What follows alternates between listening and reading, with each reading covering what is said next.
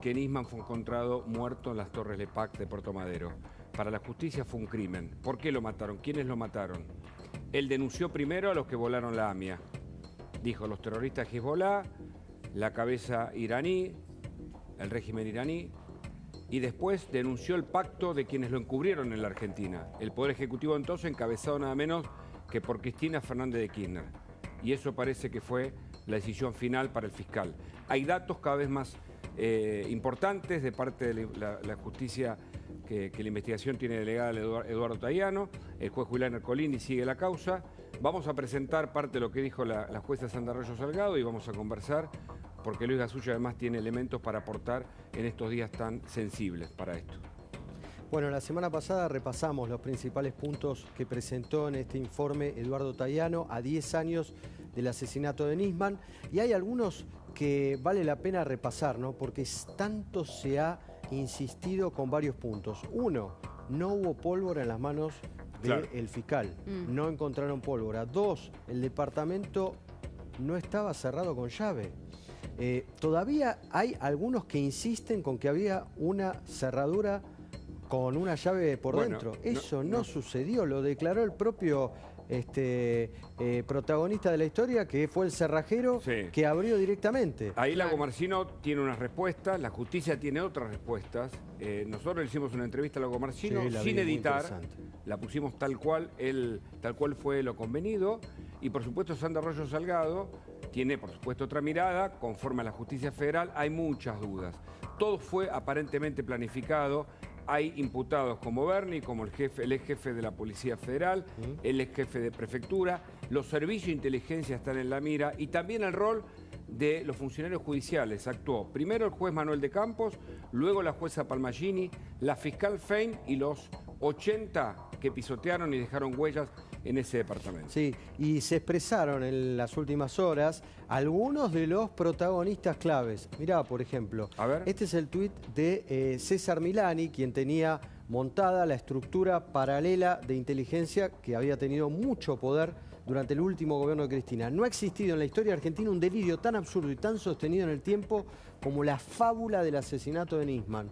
La semana pasada he leído en los principales diarios las extensas notas de los operadores mediáticos replicando lo que el fiscal Tayano, sumergido en la fantasía y el delirio absoluto, elucubra en sus escritos y, aunque ya hayamos pasado todos los límites, no puedo dejar de sorprenderme. Los delirios sostenidos por jueces, fiscales, periodistas y políticos inescrupulosos como Carrió o Bullrich solo son posibles en un relato de ciencia ficción, dice Milani, y solo encuentran respaldo gracias a la difusión del periodismo mafioso, verdaderos manipuladores profesionales capaces de inventar las historias más absurdas. Bueno, y sigue. Milani me parece que está en la mira de la justicia, porque recordemos que los servicios de inteligencia estaban dirigidos primero por Parrilli, que claro, también con el relato del suicidio y la vida privada de Nisman, evidentemente han querido llevarnos hacia un lugar. La justicia está mostrando que es lo contrario. Pero también, después de Parrilli, estaba Mena, que fue ministro de Justicia, era el segundo de inteligencia. El hombre clave. Y Milán era el jefe del ejército. Sí, Milán era el jefe del ejército, manejaba lo que se conocía como los servicios paralelos. Él siempre lo ha negado, pero para la justicia no se entiende cómo tantos servicios de inteligencia hablaron ese fin de semana en el que aparece muerto Nisman y se activan las antenas de servicios de inteligencia en dos lugares. Donde vivía Lagomarsino en ese momento, la zona de Vicente López, Martínez Vicente López, y en Puerto Madero. O sea, muchos inorgánicos y orgánicos hablando, escribiéndose, sin que la noticia todavía se conociese. El rol de los dos hackers que infiltran todo el sistema que tenía Nisman. Esos hackers, que todavía no son investigados, que también preguntaron si Estuso estaba en la Argentina. Todavía no son investigados. Todavía no son investigados a fondo, porque actuaron por orden de alguien. Recordemos que se viene Nisman antes del viaje en el exterior, porque Gil Carbó lo iba a correr como fiscal. Y él tenía la denuncia que fue recibida por el fiscal Policita. Se la remitió a Rafeca, que en ese momento estaba de vacaciones, estaba Sergio Ramos ocupando su lugar, pero Policita, que la leyó completa y conoce mucho, porque fue el que instruyó causa vialidad, entre tantas otras historias judiciales importantísimos, Policita dice, los elementos que pide el fiscal Nisman son claves. No solo son claves fueron claves en aquel momento, sino que son la base del juicio oral y público, que es el memorándum de entendimiento con Irán, a donde va a ir Cristina Fernández y otros justamente por este pacto con Irán. Es clave y es muy interesante que lo recuerdes, ¿no? Rafecas, el juez federal preferido de Alberto Fernández, no dio lugar a esa investigación y después de muerto Nisman tampoco le daba bolilla a la Y una suma de presiones, Luis, cuando vos te metés, enormes. investigás y consultás a las fuentes en on y en off, una suma de presiones que venían de distintos sectores que muestran que algo estuvo planificado, que hay una cadena de encubrimiento, que hay un pacto de silencio, que en algún momento alguien se puede quebrar y que por ahora la investigación, que es lenta, es cierto, sin prisa, pero sin pausa, va a llevar finalmente una conclusión que me parece será un juicio en el que 5 procesados por el momento, como partícipes necesarios, pueden ser condenados por el homicidio del fiscal. Sí, claro, Lagomarsino, los custodios y la cúpula de la Policía Federal en aquel entonces. Mirá lo que dijo también Oscar Parrilli, que fue reposteado por Cristina Fernández de Kirchner. Cristina reposteó a Parrilli, no escribió. No fallan, son de manual. Todos los años, días antes del 18 de enero, y esto es clave, ¿no? O sea, se cumple un aniversario, se habla de ese tema. Pero aparte, ¿cómo sabe Parrilli o cómo sostiene con tanto énfasis la idea de suicidio? ¿Te das cuenta que ellos son de manual? Bueno, totalmente, sí. Un nuevo aniversario del lamentable suicidio del fiscal Nisman, que vale la pena recordar, Hugo Agustina, la propia Cristina en cadena nacional dijo, me tiraron un muerto. O sea, alguien lo mató. Ya no le cree nadie a Parrilli a lo suyo. Clarín y La Nación comienzan a bombardear con notas sobre su asesinato inventado. Y es literal, primero mediáticamente y después judicialmente por el juez mutante Julián Ercolini. Ya se sabe que, esto dice Parrilli, en Comodoro Pi es Ercolini el que tiene a su cargo exclusivo el fuero de las causas inexistentes e imposibles de probar, pero rápidas de inventar con el inestimable apoyo mediático. El cuadro se completa con la pericia trucha de la Gendarmería. La pericia trucha que dice Parrilli estuvo firmada de forma completa por todos los integrantes además, Luis, de diversas ramas de la investigación. Este caso, que es de la justicia federal, fue tomado por la justicia ordinaria. El primero que se entera de la justicia federal es Marijuán. Marijuán la avisa Rívolo. Pero ellos no actúan, porque esto después lo decide la Cámara y finalmente así fue, pero mucho tiempo después, no actúan porque al principio parecía de la justicia ordinaria, pero era un fiscal que estaba a horas de denunciar lo que ya había denunciado días antes en la justicia, que es el memorándum de entendimiento con Irán, el pacto con Irán de encubrimiento a quienes volaron la AMIA, estaba a punto de presentarse y era un delito claramente que tenía que custodiarse de otro modo. La pregunta detrás, o una de las grandes preguntas es, ¿por qué mataron a Nisman? La jueza Sandra Arroyo Salgado, que estuvo casada con el fiscal y es viuda justamente de Nisman, lo dijo de este modo hace horas aquí, ¿no? Mirá. Me permito hacerle esta pregunta. ¿Por qué cree que mataron a Nisman? Bueno, su homicidio fue la crónica de una muerte anunciada. Todos sabemos que el fiscal y toda nuestra familia se encontraba amenazada desde el año 2012, amenazas que se judicializaron, se denunciaron. Lamentablemente la justicia no pudo avanzar en su esclarecimiento, fueron reproducidas en febrero del año 2013, casualmente días después de que se firma el memorándum de entendimiento con Irán. No podemos desconocer que esa firma se hace el 27 de enero del año 2013, una fecha muy especial.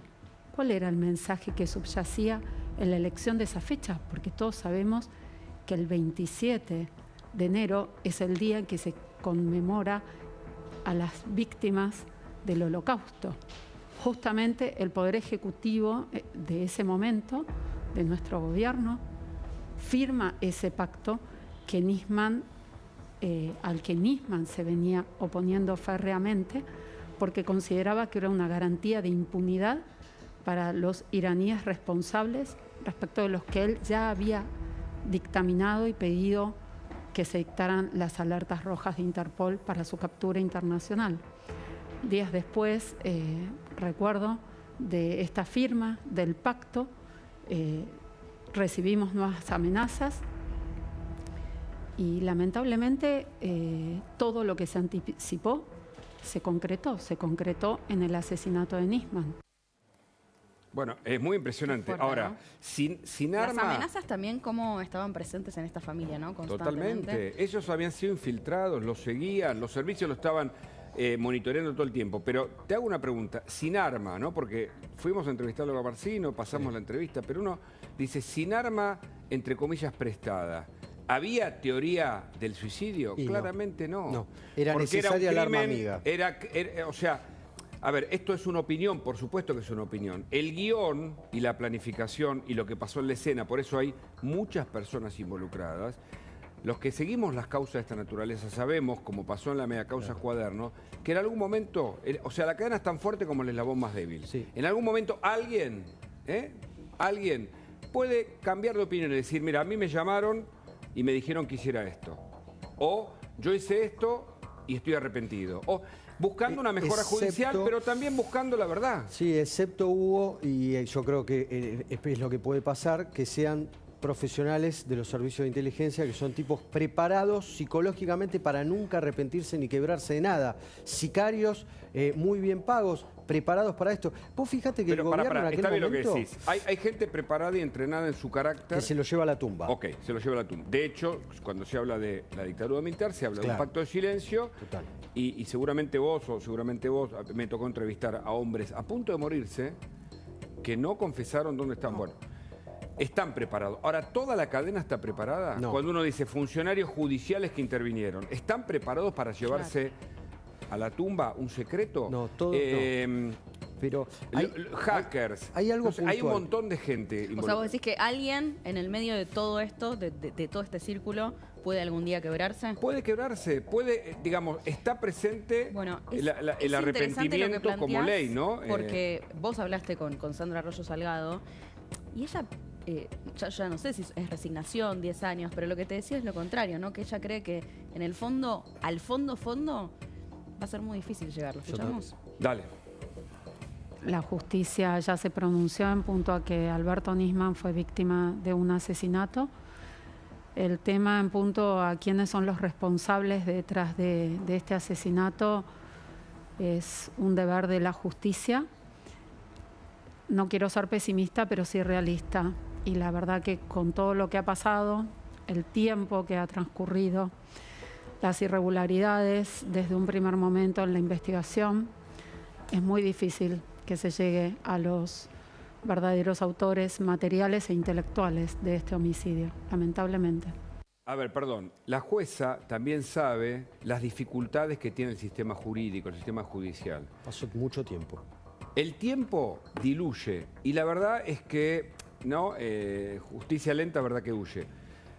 Pero es cierto que hay un trabajo ahora mucho más serio y es cierto que el último informe de Tayano, revisado por toda la cúpula entre el equipo Tayano, el equipo Ercolini, dicen, hay pruebas que son muy contundentes. Por ejemplo, te cuento una. Lago Marcino llegando al departamento en cámara, ¿no es cierto? Se lo ve. Hay una persona que sale y no se le ve nunca la cara. Y se supone que es en el guión, digamos, o en la idea, se supone que es Lago Marcino, que sale después de la presunta llamada de Nisman al Lago Marcino, que no. Ahora parece que es al revés. En la justicia es al revés. Claro, Lago Marcino le escribe a Nisman y luego Nisman. Lago Marcino dice, uy, no me acuerdo. Es cierto que, pero yo también le escribí el de anterior, dice. Bueno, hay varias inconsistencias en el testimonio de Lago Marcino, pero hay que meterse con el tema de los servicios de inteligencia. Ahora presentamos otro de los momentos claves de la entrevista que le hiciste, Hugo, a la jueza Arroyo Salgado. Pero un punto a recordar. En aquel momento, los integrantes del gobierno de Cristina Fernández de Kirchner ya sabían de antemano que Nisman los iba a denunciar. Pero lo que no sabían, y por eso estaban tan nerviosos y preocupados, era qué pruebas tenía Nisman. Exactamente, claro. Ahí está porque ese es el gran misterio. ¿Hasta dónde había llegado Nisman? Que los iban a denunciar lo sabía Aníbal Fernández, lo sabía Cristina, lo sabían los servicios, lo habían caminado por todos lados a Nisman. Caminado se dice a la persona que está siendo espiada. Ahora, ¿qué pruebas tenía? Vos fíjate que hay periodistas que chatearon con Nisman y desaparecieron esos chats del celular de Nisman. Fíjate qué interesante lo que decís. Eso es tremendo. Eso es tremendo. Desaparecieron los chats, o sea, murió Nisman y los chats desaparecieron. ¿Quién borró todo eso? Si querés, ahora conversamos, porque ¿para qué dejo esto picando? Lo que Nisman constituye como prueba para que después justamente el fiscal Policita eleve la causa o eleve las medidas de prueba, 50 medidas concretamente, la razón de ser y tiene que ver con reuniones que habrían ocurrido en la Casa Rosada. Casualmente, el 18 de enero del 2015, hay un incendio en un sector de la Casa Rosada que se dijo que era otra fecha, en el que se borran todos los ingresos y todo. Del 2011 al 2015. Y entiendo que el jefe de Casa Militar, el responsable, era Aníbal Fernández. Entonces, un hombre de Aníbal Fernández, sí. Un hombre de Aníbal Fernández. Entonces, vos fijate, cuando empezás a atar un cabo más el otro, porque si vos decís, es un elemento suelto. Muchas casualidades, claro. Entonces, y toda la gente, cuando a la jueza le preguntamos, y se lo preguntamos a los fiscales, habló en el informe que seguramente se va a volver a emitir, habló Rívolo, habló Policita, que nunca habló, creo, del tema, habló el fiscal Sáenz, porque habrá una marcha además de nuevo de los paraguas y del silencio de los fiscales. El impacto fue fenomenal, pero cuando vos le preguntás, dicen, había que cerrar toda la torre. Sí, claro. Totalmente. Mirá lo que dice la jueza, vos lo escuchaste, la jueza Arroyo Salgado sobre el rol de los servicios de inteligencia. A ver. Como lo he dicho en otras oportunidades, de lo que no hay duda es que los servicios de inteligencia locales tuvieron una gran responsabilidad en este asesinato. Eso está bastante avanzado en la investigación, con el intenso cruce de llamadas que hubieron, con el entorno de Nisman, con quienes se encontraban colaborando con él en la unidad fiscal y desde la Secretaría de Inteligencia. Y bueno, y una cantidad de elementos que tuvieron mucho que ver también después con malograr desde un principio, desde el minuto 1, el esclarecimiento del hecho. Es muy impresionante. Podemos escuchar la nota que dijo Diego Leuco a las hijas. Muy impresionante la nota, la vamos a escuchar en un rato, porque ellas, bueno, hablan de varias cuestiones, pero hablan también de esto que yo te decía recién. Las amenazas eran una constante para esta familia. Ellas eran muy chiquitas, 8 y 15 años en ese momento, y a pesar de tal vez no terminar de entender algunas cosas que ocurrían a su alrededor, sí estaban presentes estas cuestiones, y ¿no? de Las los amenazas. servicios, de los servicios de inteligencia. Amenazas de las cúpulas de los servicios. Vamos a repasar a Lago Marcino, por supuesto, porque nosotros ponemos a todas las fuentes a disposición. Es la justicia la que tiene la decisión, pero nosotros contamos una historia que se inclina claramente hacia el crimen, por las pruebas del informe judicial de Eduardo Tayano. Escuchá a Lago Marcino decir algo que es clave para una respuesta que parece, a ver, menor o no. Escuchá. Diego Lago Marcino, ¿usted mató a Nisman? No. Y tampoco creo que lo haya matado a nadie. ¿Qué pasó? Fue un autodisparo de manual. Lo que pasa es que hay que ver qué uno mira dentro del expediente. Si uno mira solamente a Gendarmería, va a decir la palabra homicidio. Pero todavía no declararon bajo juramento. El resto de los peritos, que sí determinan que fue un autodisparo, ya declararon, dieron su postura, dieron su idea y está en el expediente. Lago Marcino declaró por varias horas frente a funcionarios judiciales. Allí estaba Eduardo Tayano, estaba el juez Julián Ercolini. Algunos de las fuentes que participaron de esa declaración dicen que Lago Marcino, como ustedes lo escuchan, con fluidez y con elementos, o sea, no es que titubea, él dice ta. Daba elementos, según dicen las fuentes judiciales, daba más elementos de lo que se le preguntaba en la indagatoria. Bueno, yo te digo... ¿Entendés? O sea, decía, ¿qué pasó? ¿Qué hizo tal día? Pasé por tal lugar y tengo el ticket de peaje para demostrarlo. El primer testimonio es que hay que ir pura, ¿no? Pero a las primeras horas cuando ocurren los hechos, el primer testimonio que él se presenta espontáneamente, Lago Marcino, los que estuvieron allí presentes, yo hablé con 2 personas, una muy cercana a Nisman y que había estado el día sábado 17 de enero con él, que trabajaba con él, dicen, no sonaba creíble porque era como que sobreactuaba sus expresiones y como que esto que vos decís, Hugo, como que ya tenía como un guión armado. Y después la famosa conferencia, a los pocos días, acompañado por el abogado Rusconi, que siempre aparece vinculado con causas sinuosas, vinculadas con los servicios de inteligencia, extrañas. ¿Cómo había llegado? Alguna vez se lo preguntamos a Lago Marcino, ¿Cómo llegaste a Rusconi? No es fácil tener un abogado tan prestigioso, tan costoso, tan caro. Bueno, que un amigo a través de bueno, que ya había defendido a otras personas, ¿no? Rusconi sí. Pero no sé si lo dejaba muy bien parado. En otra parte, él dice, es Moro Rodríguez, que en ese momento en una agencia de inteligencia, el que le presenta su amigo Nisman a Lagomarsino. Sí, y en otra entrevista... Lagomarsino se lo presenta, que era perito, pero quiero decir, cuando empezás a rascar un poco la superficie, vos ves una operatoria detrás de una investigación que era cada vez más preocupante. Nisman se metía en un terreno que generaba alertas, entre comillas.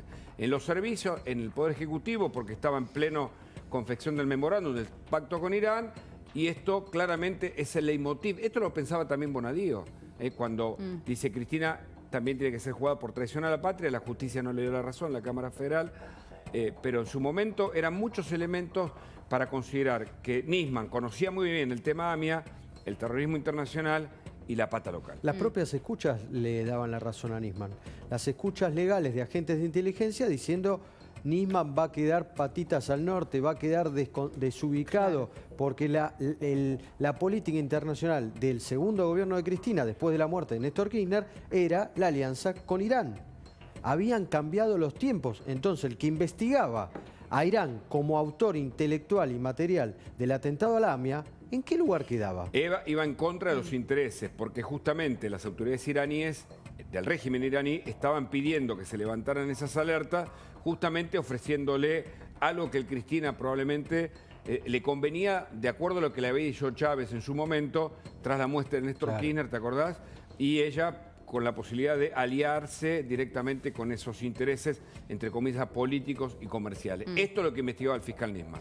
Y yo les mencionaba recién también que ayer hablaron sus hijas en una nota muy interesante que realiza Diego Leuco. Hablan por primera vez, después de estos 10 años, y ellas sí dan su versión y dicen que ambas siempre estuvieron convencidas de que lo que le ocurrió a su padre no fue un suicidio, sino un crimen.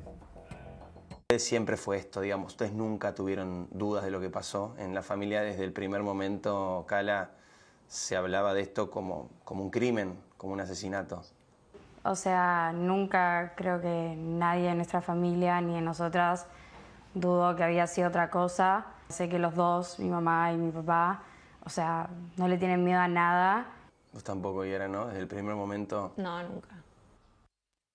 No está la parte humana, ¿no?, de la historia tan conmovedora, ¿no?, de las hijas. Sí, porque dijeron del padre de todo. No solo hubo que matarlo, sino después de Nisman muerto, había que destruir lo que había hecho y su persona. Vos fíjate que empapelaron la ciudad de Buenos Aires con Nisman en un boliche. Pero con fotos editadas también. Bueno, eso sabes que lo plantea la hija mayor, que es Yara, es la mayor. Bueno, ahora me confundo los nombres, pero su hija mayor lo que plantea es esto, puntualmente esto que están diciendo ustedes dos. Ella dice que fue muy duro en su momento, que además de estar lidiando obviamente con la muerte de su padre, tener que ver imágenes, dice ella, imágenes primero que no fuesen ciertas, pero aunque hubiesen sido ciertas, decía ella, tenían que ver con la vida privada igual de mi papá. O sea, nada hubiesen tenido que ver en realidad con lo que él estaba investigando, pero agrega la hija, claro, la más grande, a mí eso, en su momento, si bien me dolió, me hizo darme cuenta que el trabajo que mi papá estaba haciendo era muy importante, porque estaban yendo hasta lo más espurio que se puede hacer, que era, bueno, poner estas imágenes. Esto es lo que cuenta la hija mayor de Nisman. Lo quisieron demoler, o sea, totalmente. Si vos... Es de manual, ya que Parrilli habla de las cosas de manual, ¿no? Parrilli, como le decía en la escucha, Cristina. Sí, bueno, una palabra que empieza con P y termina con tudo. Entonces, en ese contexto... había que demoler la figura de Nisman. Totalmente. ¿Por qué había que demoler la figura de Nisman? Si en realidad la investigación de Nisman finalmente va ahora a juicio oral. ¿Qué nos deja Nisman, además de la impunidad de su crimen, investigado hoy por la justicia? Nos deja un juicio, un debate oral, en el que el Poder Ejecutivo entonces va a tener que rendir cuentas.